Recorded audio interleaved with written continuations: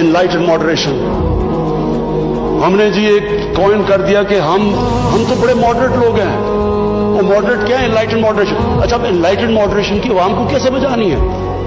मुझे भी अभी तक नहीं समझ गई क्या चीज.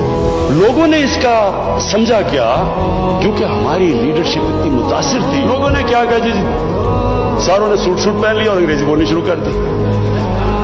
टीवी प्रोग्राम पे जाते थे, जो भी जाता था पहले बैठ के अंग्रेजी बोलता था कि मैं एनलाइटन मॉडरेट हूं, फिर उर्दू शुरू करता था. यानी एक मुल्क की इज्जत नफ्स ही खत्म करके हमें अपने आप से शर्म आनी शुरू हो गई कि जी हम पता नहीं दहशत गर्द है. स्पीकर साहब, हमें ये समझ लेना चाहिए कि जब, फिर से मैं रिपीट करता हूं, जो कौम अपनी इज्जत नहीं करती, दुनिया उसकी इज्जत नहीं करती.